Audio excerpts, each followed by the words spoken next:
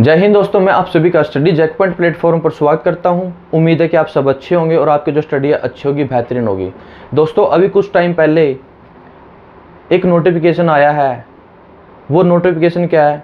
आपके एग्ज़ाम नज़दीक होने के कारण और आपका ज़्यादा समय न लेते हुए इस नोटिफिकेशन को हम अच्छे से समझेंगे और आप स्टेट लेवल या सेंटर लेवल या जॉब रिगार्डिंग या रिज़ल्ट रिगार्डिंग या हर प्रकार के नोटिफिकेशन पाने के लिए आप हमारे चैनल के साथ जुड़ सकते हैं। चैनल को ज़्यादा से ज़्यादा लाइक करें, शेयर करें, सब्सक्राइब करें व हर प्रकार का नोटिफिकेशन पाने के लिए बेल आइकन बटन पे क्लिक करें। तो देखो वो नोटिफिकेशन क्या है, हम इसके बारे में चर्चा करेंगे। जो पहले हमारा सीटी के 2024 में सीटी लेने के जो प्रावधान बनाए गए थे, कुछ रूल चेंज किए थे, वो रूल कुछ इसमें चेंजिंग की गई है।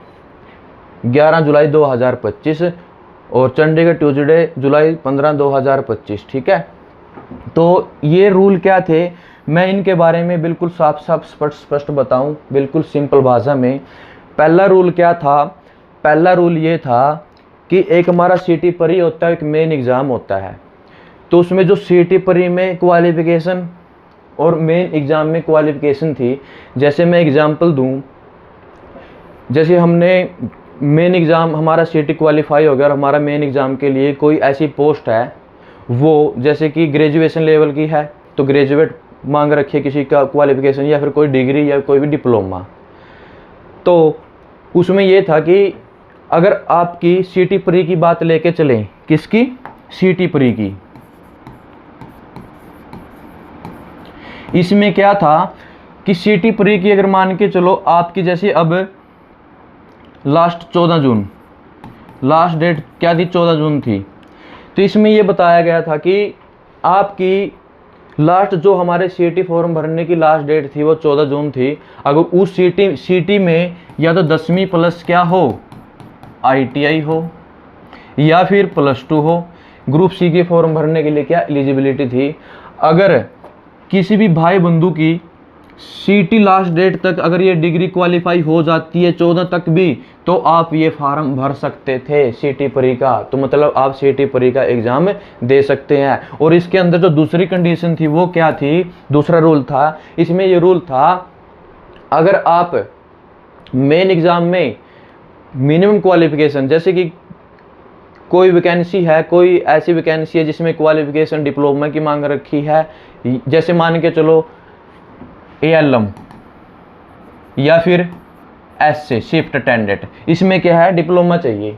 ठीक है, इलेक्ट्रीशियन का या अदर इलेक्ट्रिकल या जो भी डिप्लोमा की रिक्वायरमेंट होती है। अगर किसी कैंडिडेट का, अगर मान के चलो जिस भाई बंधु का सीटी क्वालिफाई हो रखा है, हो जाएगा, और उसके पास ये अभी डिग्री, और जैसे मेन एग्ज़ाम की डेट आएगी, मान के चलो एग्ज़ाम की डेट आएगी 1 नवंबर, जैसे हमारे फॉर्म निकलेंगे सीटी प्री क्वालिफाई होने के बाद, जो हमारे सीटी के फॉर्म निकलेंगे उसके मेन एग्ज़ाम के, वो निकले नवंबर में और उसकी डेट रख दी 20 नवंबर तक, 1 नवंबर से 20 नवंबर तक। ठीक है, तो इसमें क्या है, थोड़ा समझिए कि जो हमारी मिनिमम क्वालिफिकेशन क्या है, ALM की, इलेक्ट्रीशियन, इलेक्ट्रिकल, जो भी डिप्लोमा की रिक्वायरमेंट है इन पोस्टों के लिए, अगर वो 1 से लेके और 20 नवंबर तक क्वालिफाई होगा, मान के चलो कोई मतलब उनकी डिग्री बनी नहीं, अभी तक क्वालिफाई नहीं हुई, और वो लास्ट डेट क्या है हमारी मेन एग्ज़ाम के फॉर्म भरने की, जो भी क्वालिफिकेशन के अकॉर्डिंग जो जॉब रिक्वायरमेंट आएगी, ठीक है, जॉब रिलेटेड जो रिक्वायरमेंट आएगी और उसमें जो क्वालिफिकेशन मांगी जाएगी, मान के चलो वो 20 नवंबर है, अगर उससे पहले क्वालिफिकेशन नहीं है, या उसकी 20 तारीख को भी अगर उसका रिजल्ट आता है और वो क्वालिफिकेशन मतलब क्वालिफाई हो जाता है, या उसके पास क्वालिफिकेशन हो जाती है पूर्णतः, तो उसके लिए क्या था? एलिजिबल था, मतलब वो एलिजिबल हो जाता। अब ये क्या है, जो सीटी के लिए वो तो सेम की सेम रहेगा, पर जो ये हमारा मेन एग्ज़ाम के लिए था, ये क्या कर दिया है? हटा दिया गया है। क्या कर दिया है? हटा दिया गया है। दूसरा क्या है इसके अंदर? दूसरा समझेंगे, देखिए दूसरा है एक हमारा जो 10 गुना रिलेटेड था। इसमें क्या था कि 10 गुना भी, जैसे मान के चलो हमारे मेन एग्ज़ाम के अंदर किसी भी उसमें फील्ड में 500 पोस्ट आई, ठीक है, क्या आई 500 पोस्ट, और जॉब जैसी जो रिक्वायरमेंट आएगी नोटिफिकेशन या 500 पोस्ट का, तो जो जिनका सीटी प्री क्वालिफाई है, क्या है, प्री क्वालिफाई है, तो ये इसका क्या था 10 गुना था, मतलब कितना 5 का 10 गुना कितना हो जाएगा 5000, क्या हो जाएगा 5000। जो क्वालिफिकेशन के अकॉर्डिंग जो पहले 10 गुना बच्चे सीटी क्वालिफाई में आएंगे, पहले वाले जो 10 गुना बच्चे होंगे सिर्फ वही क्या एग्जाम दे पाएंगे। इस टाइप का जो 10 गुना वाला प्रावधान था ये भी क्या है गवर्नमेंट ने हटा दिया है, ये भी क्या कर दिया, हटा दिया गया है। तो अब शायद ऐसा हो सकता है कि सिटी में तो कोई चेंजिंग नहीं है, सिटी पर ही तो हो गई, बट जो ये प्रावधान हटाए गए हैं ये मेन एग्जाम के लिए है। तो जो अब जैसे जो हमारी पॉलिसी है सिटी की, जनरल कैटेगरी के लिए 50% और रिजर्व कैटेगरी के लिए कितना है 40% और जनरल के कितना है 50%।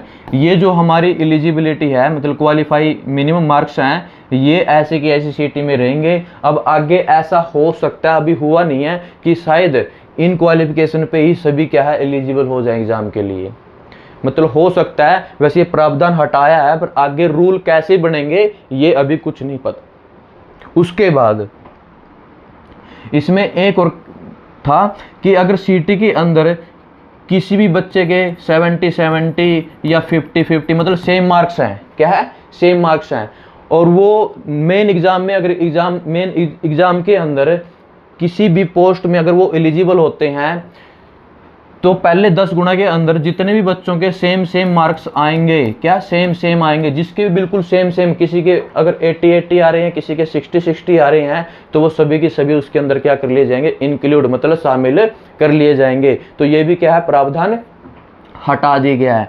तीसरा प्रावधान क्या था कि गवर्नमेंट के जो हरियाणा सरकार ने रूल बनाए थे कि हम मतलब हमारे रूल हैं, हम अपने हिसाब से हमारे रूल को क्या करेंगे लागू करेंगे, तो वो भी क्या है प्रावधान हटा दिया गया है।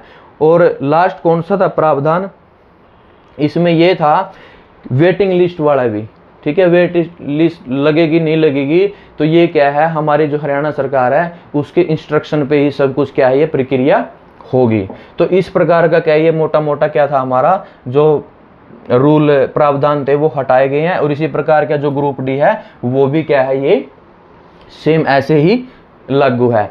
और एक इसके अंदर एक रूल और था, वो रूल कौन सा था, वो रूल था कि कोई भी कैंडिडेट सीटी क्वालिफाई करता है और क्वालिफाई करने के बाद मेन एग्जाम में वो एलिजिबल है, और एलिजिबल में किसी भी पोस्ट पर एग्जाम मेन एग्जाम देने के बाद उसकी क्या हो जाती है सिलेक्शन हो जाती है, क्या हो जाती है सिलेक्शन। जैसे उसकी सिलेक्शन होगी तो आफ्टर 90 दिन के बाद 90 दिन के बाद उसका जो स्कोर कार्ड होगा, जो मतलब सीटी का स्कोर कार्ड है वो इनवैलिड माना जाएगा, मतलब वो खत्म कर दिया जाएगा। मान के चलो किसी भी भाई बंधु की मेन एग्जाम में जो भी क्वालिफिकेशन के अनुसार वो एग्जाम देगा और उस एग्जाम में वो पास हो जाता है और उसकी सिलेक्शन हो जाती है, तो सिलेक्शन होने के 90 दिन बाद उसका स्कोर कार्ड है जो सीटी स्कोर कार्ड वो खत्म कर दिया जाएगा, इनवैलिड कर दिया जाएगा। तो ये भी एक इस प्रावधान था इसके अंदर, वो भी क्या कर दिया है खारिज कर दिया, हटा दिया गया बिल्कुल भाई, ठीक है। तो अब ये जो बचे हैं बाकी रूल ये सीटी प्री के लिए हैं, और अपना सीटी अच्छे से दो। उसके बाद जो हमारे मेन एग्जाम होंगे उनके लिए क्या सरकार हमारी रूल बनाएगी और उन पे क्या चर्चा करेगी वो रूल आगे बनेंगे। फिलहाल ये सीटी के लिए जो बचा है वो सीटी पे ही लागू है, और जो ये प्रावधान है वो हटा दिए गए हैं। अब आफ्टर सीटी प्री होने के बाद जो मेन एग्जाम के लिए जो रूल बनाए जाएंगे देखते हैं वो क्या रहेंगे, ठीक है। तो आप अपनी सीटी की तैयारी करते रहिए और आपका दिन शुभ हो, और हमारे चैनल के साथ ज़्यादा से ज़्यादा जुड़िए, लाइक करें, शेयर करें, सब्सक्राइब करें। धन्यवाद, मिलते हैं नेक्स्ट अपडेट में।